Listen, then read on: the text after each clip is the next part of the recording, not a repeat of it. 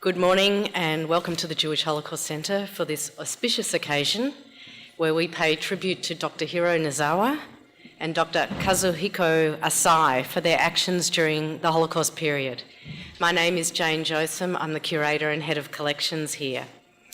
Welcome to our special guests, Hannelore Hauser and her family and friends.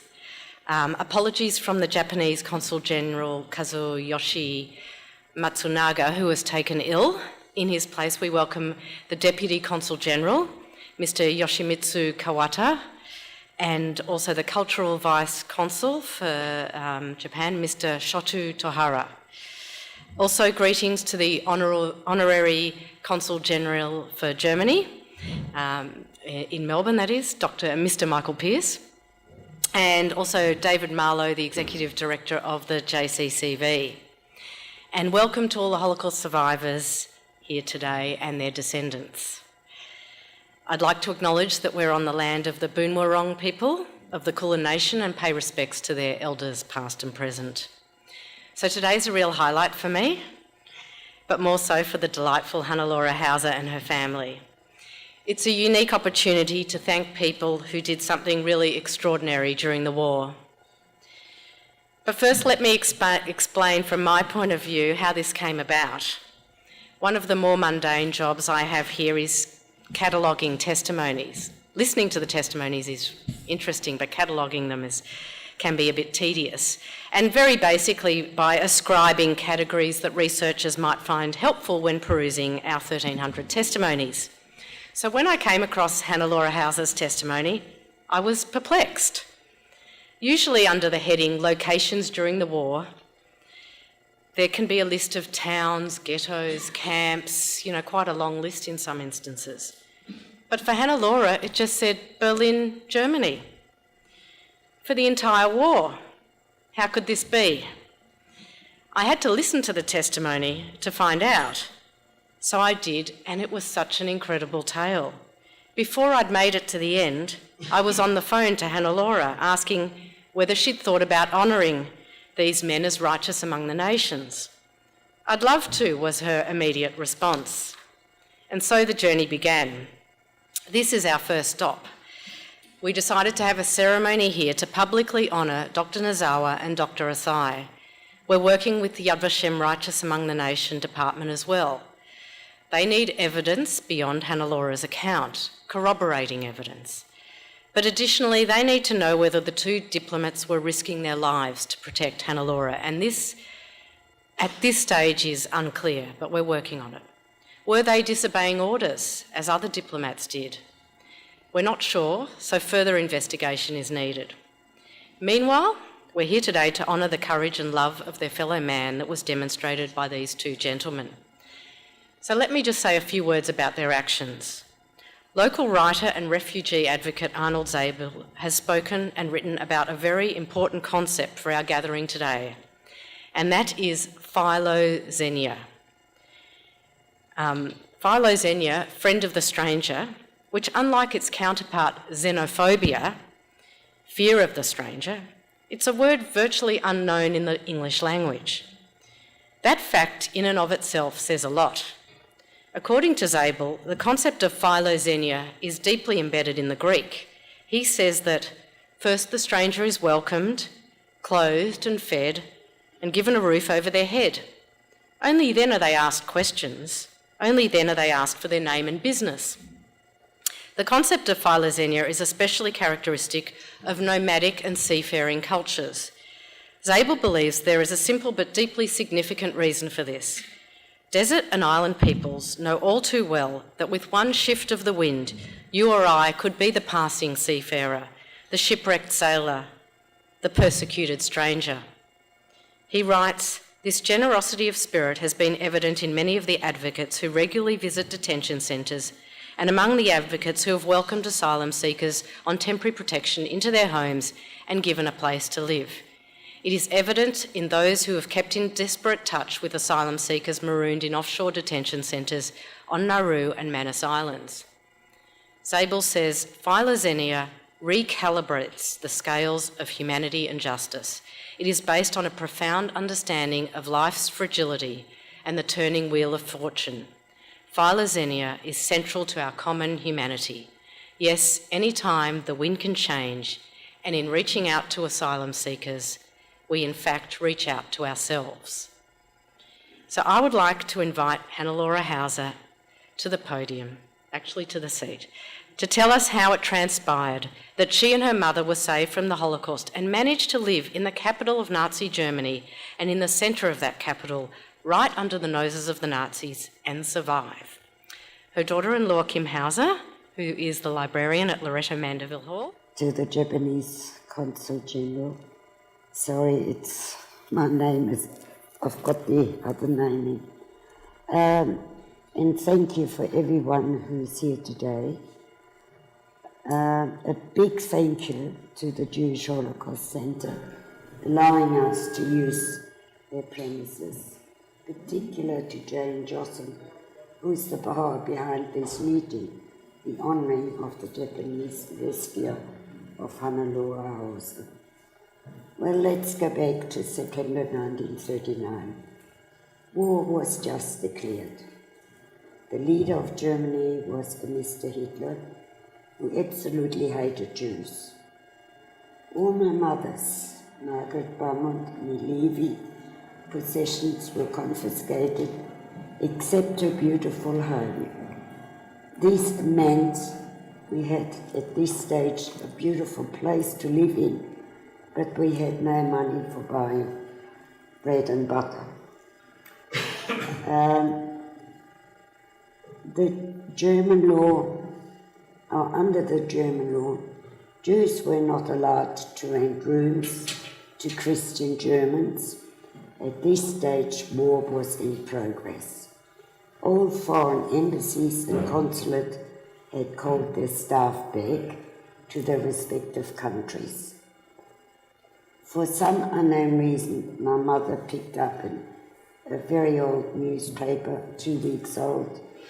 There was an advertisement from the Manchurian consulate for one of their diplomats, in brackets, Dr. Hiro Nizawa, looking for some rooms precisely in the part of Berlin where my mother's place was.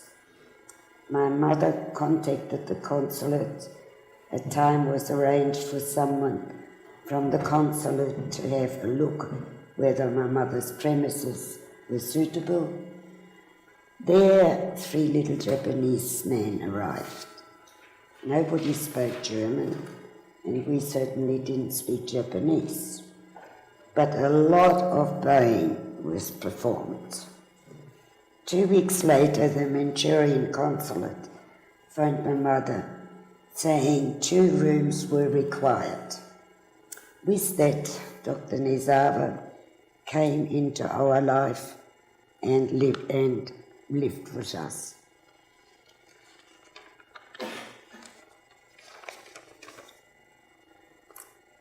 I was elected by my mother to let him know that we were in great political danger.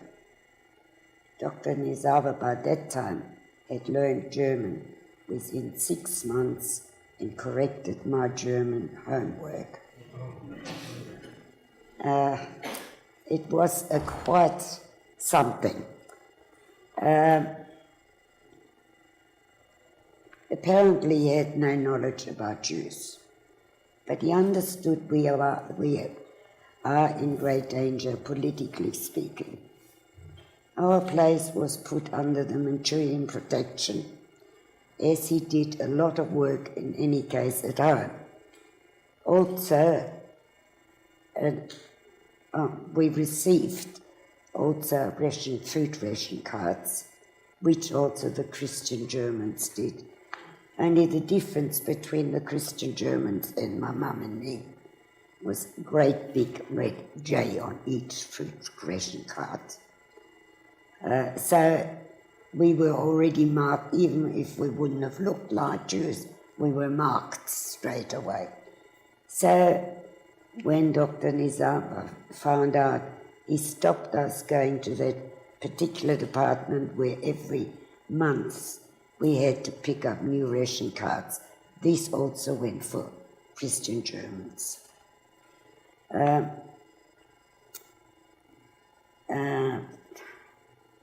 He arranged for foods and anything else we needed via the consulate. Don't ask me where he got it from, but I think there were still countries like Portugal, Spain, Denmark. They were neutral countries during the war in Europe, and I've got a feeling that's where he got most of the stuff. And I remember also when I'd grown out of my shoes, he put a white sheet of paper under my feet and penciled my foot all around, and he sent that off somewhere, and a week or so later I had a pair of new shoes. On the other hand, he was very strict with me, as far as men is concerned or anything else, but he took me everywhere, to operas, to concerts. Wherever he went, I went, even though, he could have been my father. On my 13th birthday, which is that photo, he got extra food in, so my mother could bake a cake or 2 cakes even. He was always concerned that food was there, plenty of it. The Gestapo, German Secret Service, dressed in plain clothes, walked for some unknown reason for weeks and weeks up and down in front of our place. Why, I don't know. Dr. Zinava organized identification cards for my mother and me. While I'm sitting down and writing about our survival, the whole story is like a fairy tale, but it is the truth. Unfortunately, Dr. Nizawa was called back to Japan in 1944, but he arranged already a replacement person. Enter Dr. Asai, second one at the bottom. Over that time, we had got to know Dr. Asai and his family very well. Dr. Asai came to Berlin long before the war. He studied there, met his future wife Erika, and the daughter of one of his lecturers. They had 4 children, 1 boy and 3 daughters. His son sadly died at the age of 77 years. Nachiko, one of the daughters, lives with her family now, today in Canada. And the other 2 girls went back to live in Germany and still live in Germany. Also, I'd like to mention, during the period, my mother, during the war period in Berlin, my mother helped other Jews, either to go underground or with the, what do you call it, there was, I forget the word, which was also underground. Like the resistance or something? Which, actually helped anybody who was in danger of Hitler's ideas. There were even some communists in that and various others who were persecuted by Hitler. But one thing I must say, I can only speak about Berlin. Berlin itself as a city, or as not the city, but the people in it, they were never, where perhaps the rest of Germany was in trance of Hitler. Berliners are a different type of fish. You have to prove to them that you are better than they are. And Hitler hated Berlin and was only on state visits in Berlin. And I think the Berliners hated Hitler, which was perhaps into plus for Mum and me, if I can put it that way. Actually, there were in Berlin 4,000 Jews saved, not by Dr. Nizawa or us, by all means not, but overall Christian Germans.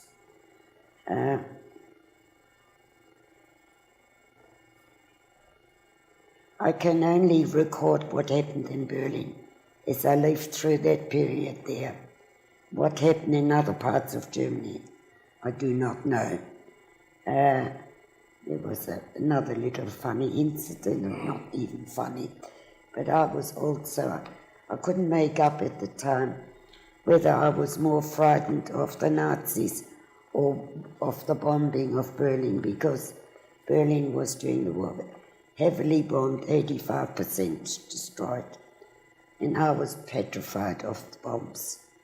So one night, again, the sirens went and an air raid came, and Dr. Asai just said to me, "You know what?" because he knew I was already shaking. He said, "I will teach you to dance." So that was my first dancing lesson in my life at about 13 years of age. I have learned at a very, very early age. That is what my mother always taught me. They're good and bad everywhere. And I've learned that at a very, very early age. And one thing, my mother was very concerned and kept saying to me, "Don't ever hate. Because if you hate anybody or anything, it'll eat you up in the end, not the person you wanted to be, hurt by." So I must say, I'm very grateful and thankful and can't think enough for all the people who saved my life, my mother's life. I mean, unfortunately, she's dead now. Seeing I'm 87, my mother couldn't possibly be alive anymore now. But, I've got 2 beautiful sons. I've got 5 grandchildren, and I have a great-granddaughter, and I am a very blessed person. Thank you very much. Yeah. Thank you. Also, if anyone wants to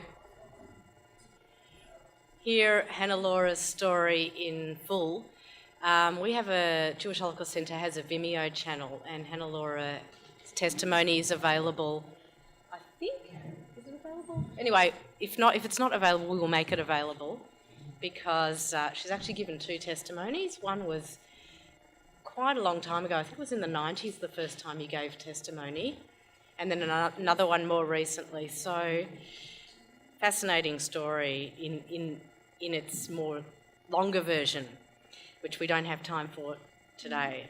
But what I wanted to say is that following my meetings with Hannelore, we contacted the Japanese Embassy as well as the Tokyo Holocaust Education Resource Centre to try and track down family of Dr. Nozawa and Dr. Asai. We met dead ends with Dr. Nozawa as he was apparently, he was no longer alive, but he had divorced and had no children. Eventually, Fumiko from the Tokyo Holocaust Education Resource Centre met a woman who was a sort of a niece of his, a woman called Yukiko Nomoto. Now, Yukiko's aunt Tazu had married Dr. Nozawa's brother, and Yuzuru.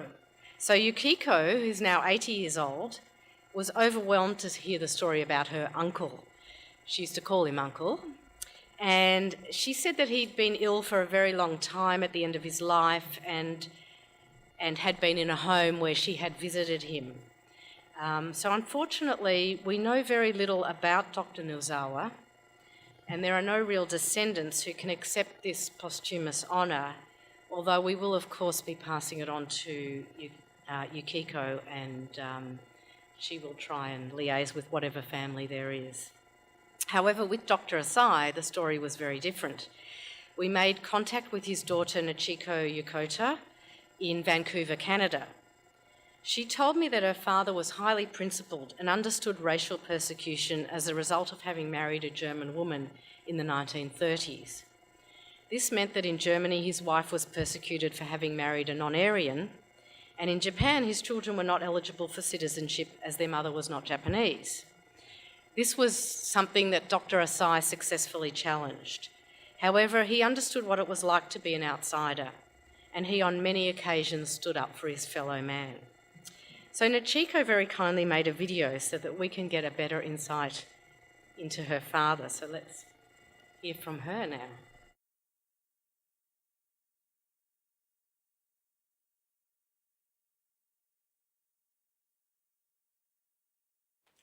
I'm Nachiko, the daughter of Kazuhiko Asai, and I'm here with my daughter Naomi.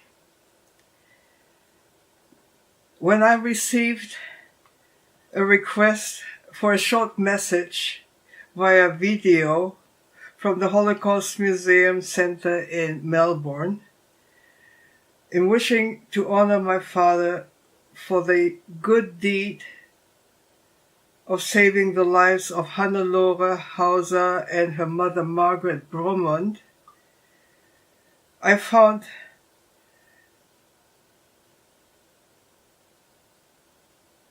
the thought of my father helping them and what he would have said to in regard to this honor of having a ceremony in his name. What would he have said if it was if he would be asked to say a thank you to the message that you were trying to send out to the world? And I found the answer that he would probably said in his book that he had written about germanium and I. And in this book he writes, life is a pilgrimage supported by chance meetings, and this will decide whether it will affect your life in a positive or a negative way. So the message to Hannelore would be that the chance meeting of your mother and Mr. Nezawa and my father was just a good luck chance meeting that changed your life in a positive way. And I believe my father would have been very pleased to learn that you had a happy life after you had moved from Berlin to Australia and raised a family there. I would like to thank Hannelore for the recognition of my father and Mr. Nezawa in honoring both with a ceremony. I'm Naomi, daughter of Nachiko and granddaughter of Kazuhiko Asai. I only got to know my grandfather as a child, and what I do remember is a very funny, engaging man who was eager to make us laugh and to feel important. I wish I had a chance to get to know him as an adult, as I would have loved to have gotten to know the real person behind the remarkable tales my mom told us as children. He lived at such an incredible time in history, and that's something that my generation could never begin to understand. I'm both humbled and in awe of my grandfather's life journey and struggles and incredible accomplishments. He held his family and humanity in such high regard and chose his own unique way to live life with a vision. My grandfather was a trailblazer and, to this day, is an inspiration. Who is Mrs. Bromond and Mr. Nezawa? Mrs. Bromond was Mr. Nezawa's landlady, and I have to mention that Mrs. Bromond was of Jewish background. She always had to be careful that the Nazis wouldn't step in and take her, which apparently at that time, during the Second World War, after 1938, could happen any time. And with having Mr. Nezawa as her renter, she was protected by his being a diplomat from the Japanese embassy, and he had immunity, so they could not step into her apartment. Now, when Mr. Nezawa was being sent back to Japan, Mr. Nezawa asked my father if he could help protect the Bromond family from the Nazis in terms of being a protector for both her daughter and herself, and which worked out quite nicely. So they were able to finish the Second World War in Berlin without being taken away.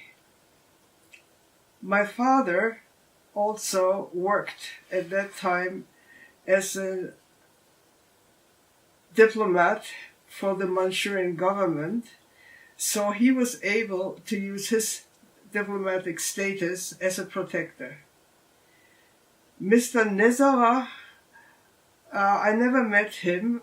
I shouldn't say that. I did meet him once, but only after the war, when one day the front doorbell rang, and there was Mr. Nezawa in army uniform, disheveled, tired, and asking to see my father. And since I didn't know who it was, I called my father, and when he saw Mr. Nezawa at the door, he exclaimed, "Nezawa-san!" So I knew that that was Mr. Nezawa. That was the only time I ever met him.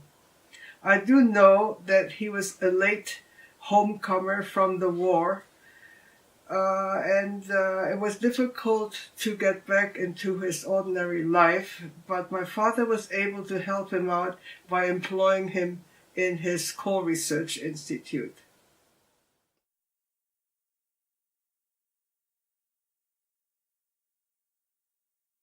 Did you ever have a chance to meet Mrs. Brumund? Yes, indeed.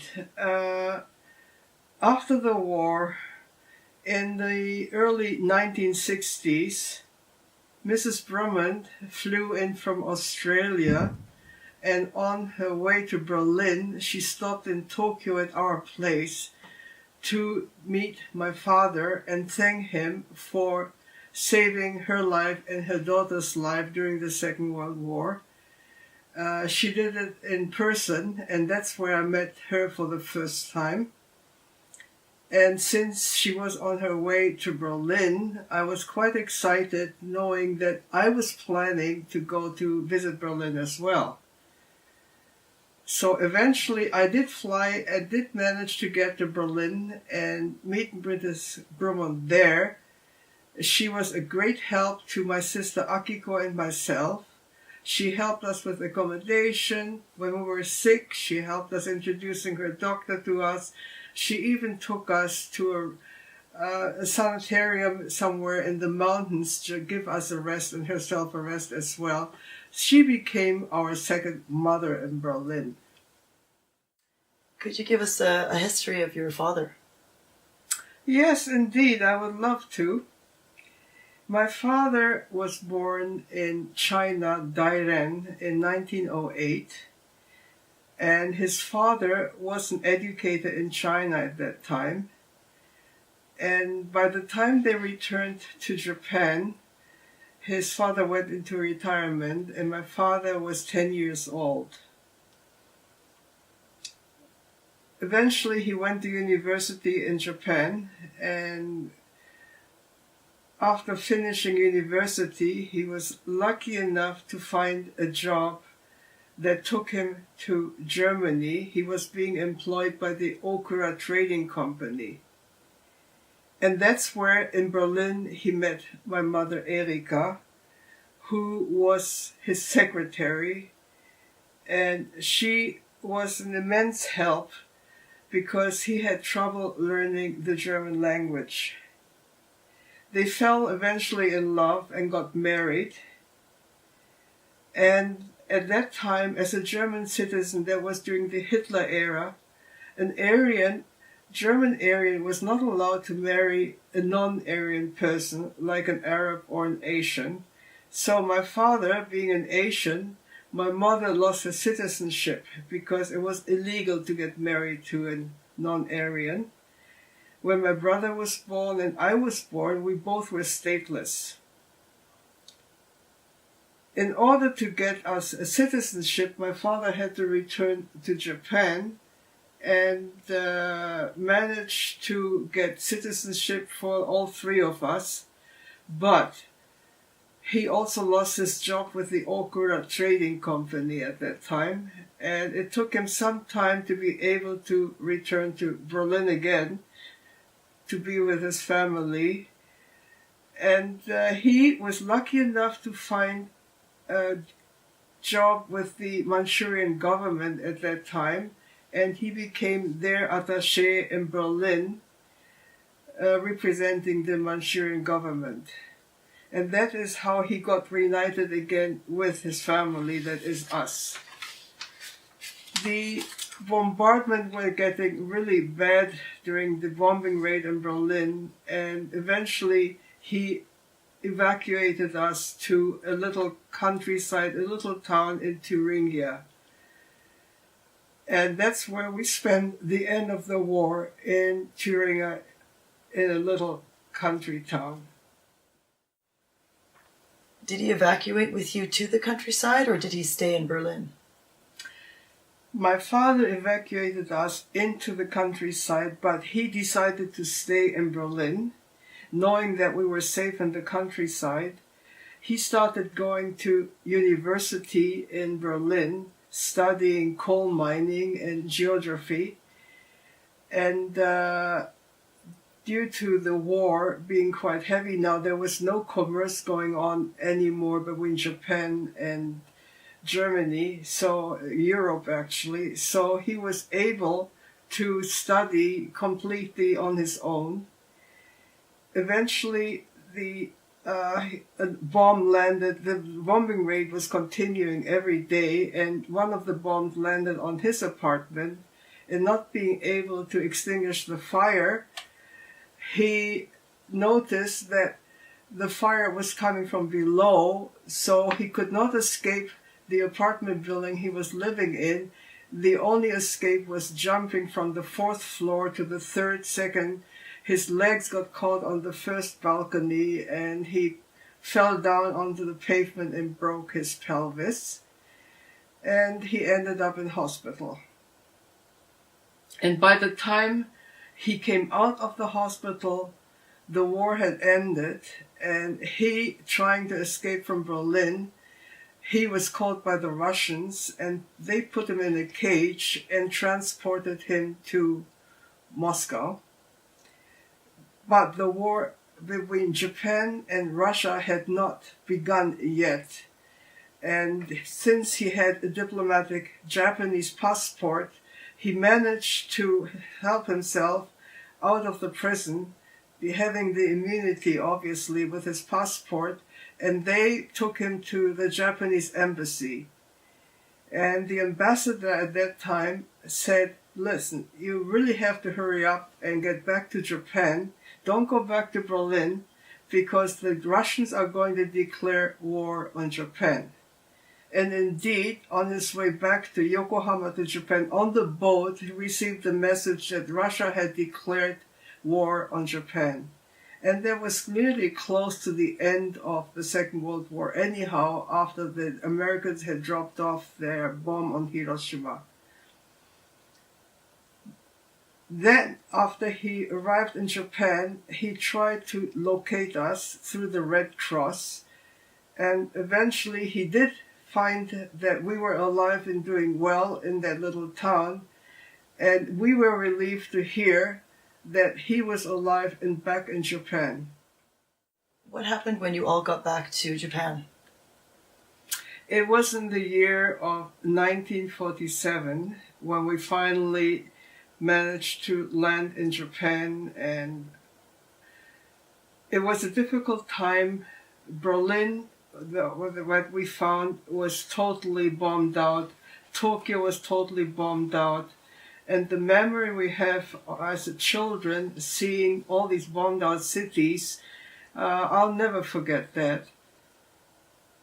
And Father, he managed, during his absence, when he stayed in Japan, he managed to build up a coal research institute with all the knowledge that he had acquired in Berlin and learned at the university. It was a whole new system in coal mining.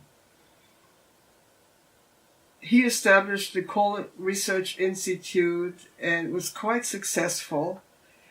And the new method that he invented and that he used for the coal mining in Japan, he was awarded with an award, they call it the Purple Award from the Emperor, that made him very happy and proud that he could be helping in having the country build up again, the industry and all that was destroyed during the war. The only thing that really we were missing was our German grandmother, who had stayed behind in Germany, and the town where we had stayed all those years, where we were evacuated, was Eastern Germany. And it was impossible to leave Eastern Germany because it was occupied by the Russians. What helped us was that we all had Japanese citizenship. So that got us out of Eastern Germany to Japan, and it was our first experience landing in Japan. And we finally managed also, my father managed also to get our German grandmother out of East Germany and live with us.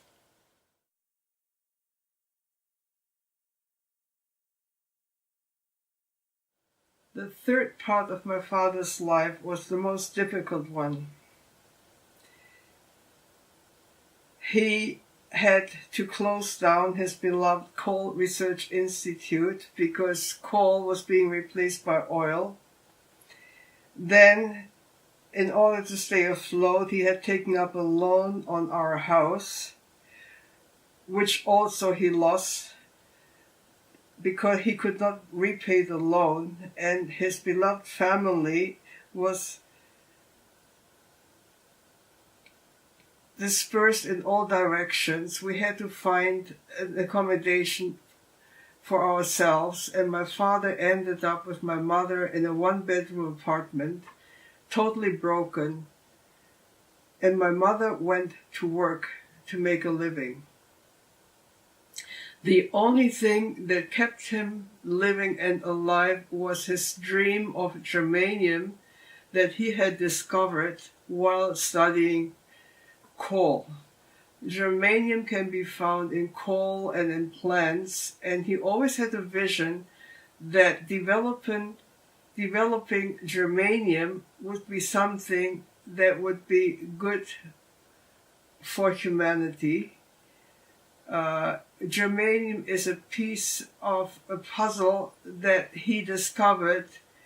It would enrich the oxygen in a living body, and that's what he believed in, and he cured himself of his throat cancer also by using his germanium himself. Father died in 1982 of heart failure. He left a legacy which he would like to be germanium that he invented and that he introduced to the world.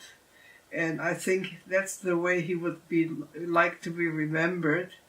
We more or less remember him as a humanitarian because despite of his elite upbringing, he always managed to see the bright side. He was helpful to other people. He was believing in the equality of human beings, and that's what he passed on to us children, to live in our way that he taught us to live in, and believe in the good of man.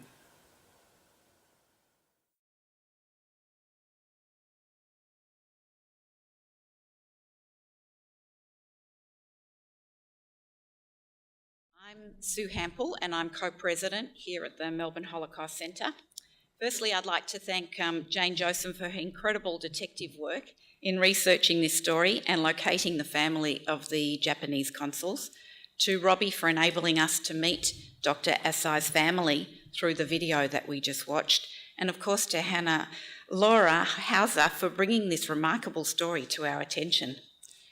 The Jewish Holocaust Museum and Research Centre is an institution dedicated to the memory of the 6 million Jews who were murdered by the Nazis and their collaborators between 1933 and 1945. Part of our mission statement is to combat anti-Semitism, racism and prejudice in the community and foster understanding between people. The Japanese rescuers that we have heard about today embody the ideals of our centre, as these men were examples of human decency for ourselves and for our children. We have a panel at our museum, Acts of Courage, where we honour these special people, the righteous among the nations. It is such an important part of the whole learning process for the students who come to our museum, as it is for all of us. Individuals like Dr. Hiro Nezawa and Dr. Kazuhiko Asai remind us of what so many people forgot during the Holocaust, that to be human means to care about people who are in danger. They remind us that every person is responsible for his or her actions. It is an honour to pay tribute to these 2 Japanese diplomats for their selflessness, courage and compassion, albeit posthumously. So I'd like to invite Deputy Consul-General Dr. Yoshimutsu Kawata and Vice Consul Mr. Shatu Tohara on stage to receive these certificates on behalf of the former diplomats Dr. Hiro and Dr. Asai, and I will read out what we've said in the certificates. Could you please come forward?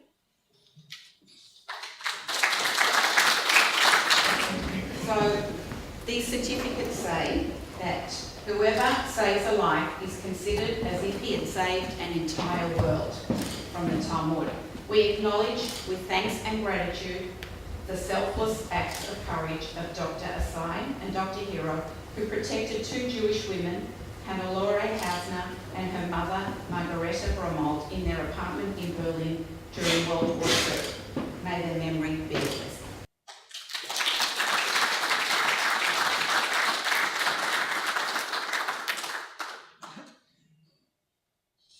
And I'd like to invite Hannelore Hauser to the stage. We'd like to thank you so much for bringing this story to our attention and for helping us to honour these remarkable people. And this is something special for you on behalf of the centre.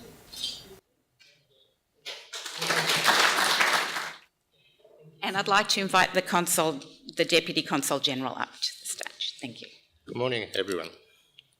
My name is Yoshimutsu, who is the Deputy Consul-General of Japan in Melbourne. Consul-General Matsunaga was honored to attend today's ceremony, but unfortunately, he has hurt his legs yesterday during he was playing the tennis. And today, he can't attend at here.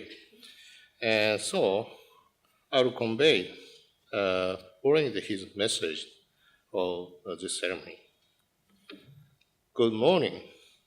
I'm on to attend the laudable occasion on behalf of Dr. Nezawa and Dr. Asai.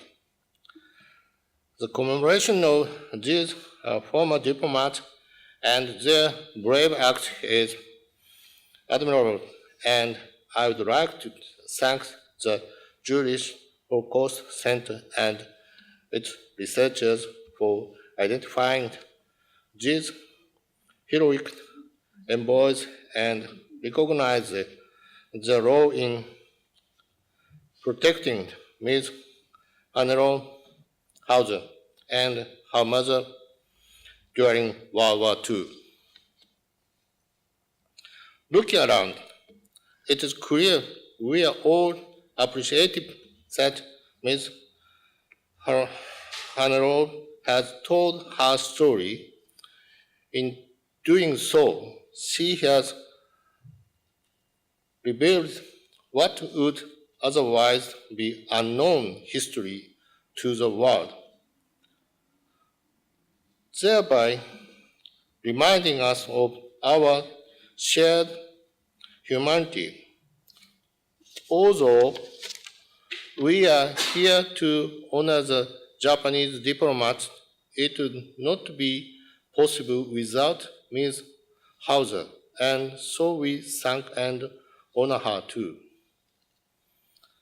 In learning of the heroism of Dr. Nezawa and Dr. Asai, I was reminded of another brave Japanese diplomat whose actions saved the lives of thousands of Jewish people in Lithuania. I'm sure many of you will have heard of Sugihara Chiune, also known as Senpo, who served as Vice Consul for Japan at the Consul's office in Kobno from 1939 to 1940. Following the German invasion of Poland, many Jewish people fled eastwards to avoid persecution. Some 15,000 reached Lithuania. Trapped between the Nazis and the Soviets, they were desperately seeking escape. Having received his order to close the Kobno consulate and evacuate, Senpo agreed to meet with a delegation of Jewish people who begged him to issue transit visa for their escape. In spite of his junior rank and against explicit order from his superiors in Japan, Senpo worked tirelessly to issue thousands of visas by hand. Reportedly, working 18 to 20 hours a day in order to help the Jewish people in Lithuania escape. He is even said to have issued visas at the train station as he was departing to Germany.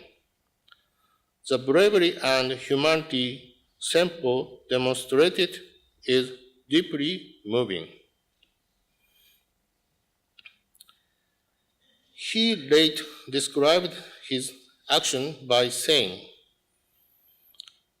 "I may have to disobey the government, but if I don't, I would be disobeying God."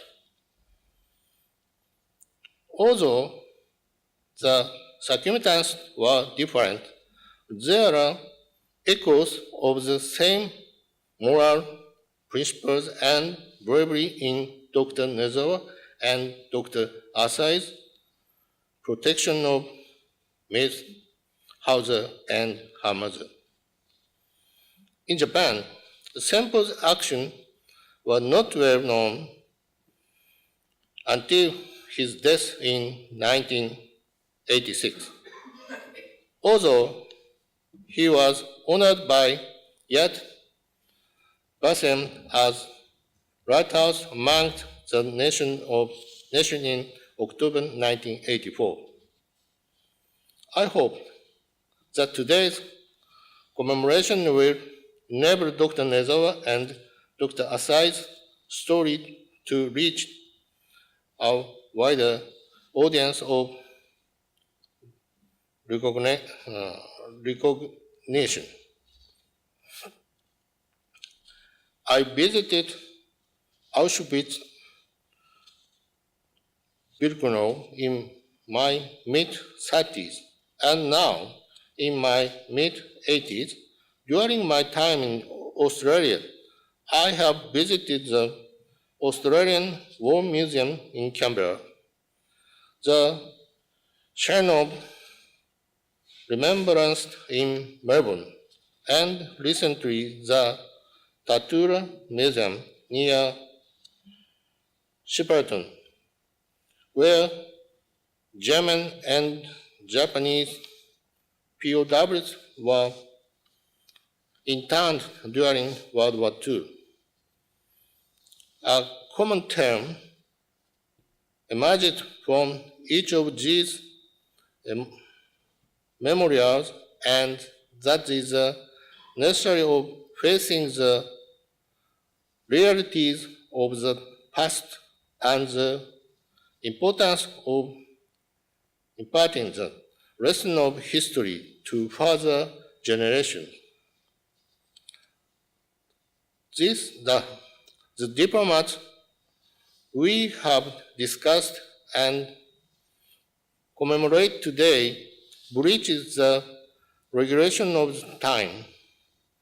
However, in the final analysis, their actions have been proven exemplary of our best hopes for the future. As a diplomat and a student of history, I have a deep respect for the sacrifice act of Mr. Sugihara, Dr. Nezawa, and Dr. Asai. They are paragons of the importance of doing what we believe is right.